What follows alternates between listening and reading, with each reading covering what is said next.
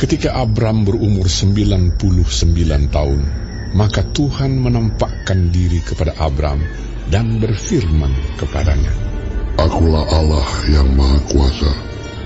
Hiduplah di hadapanku dengan tidak bercela.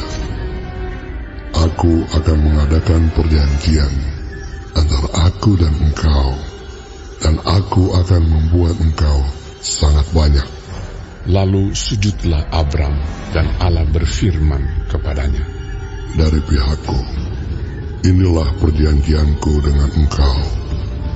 Engkau akan menjadi bapa sejumlah besar bangsa. Karena itu, namamu bukan lagi Abram, melainkan Abraham. Karena engkau telah kutetapkan menjadi bapa sejumlah besar bangsa. Aku akan membuat engkau beranak cucu sangat banyak. Engkau akan kubuat menjadi bangsa-bangsa, dan daripadamu akan berasal raja-raja.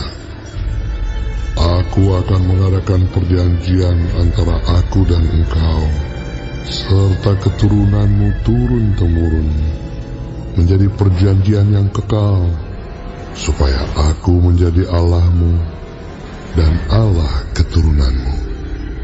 Kepadamu dan kepada keturunanmu akan kuberikan negeri yang kau diami sebagai orang asing, yakni seluruh tanah Kanaan akan kuberikan menjadi milikmu untuk selama-lamanya. Dan aku akan menjadi Allah mereka. Lagi firman Allah kepada Abraham, Dari pihakmu, engkau harus memegang perjanjianku, engkau dan keturunanmu turun-temurun.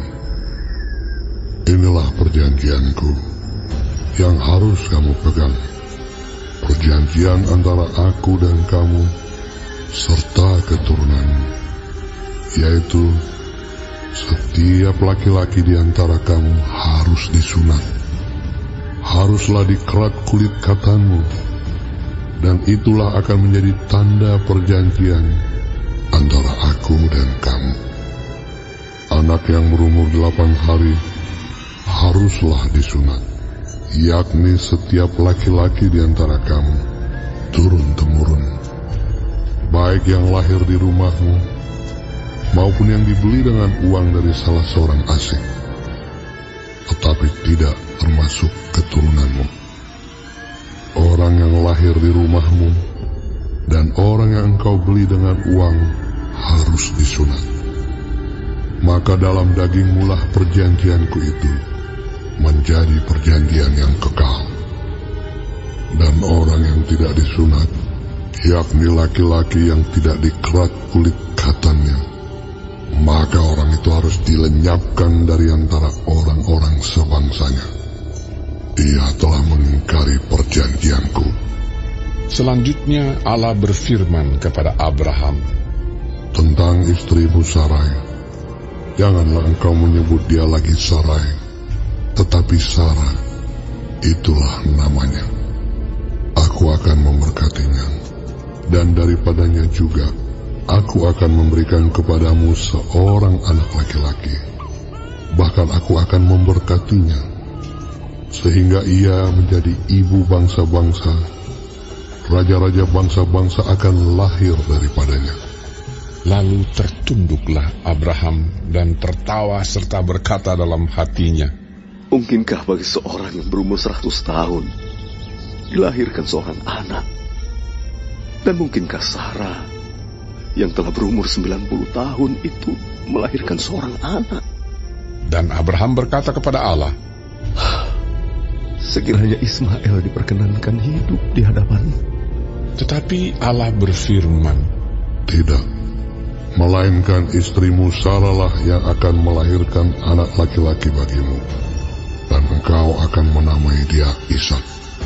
Dan aku akan mengadakan perjanjianku dengan dia, menjadi perjanjian yang kekal untuk keturunannya.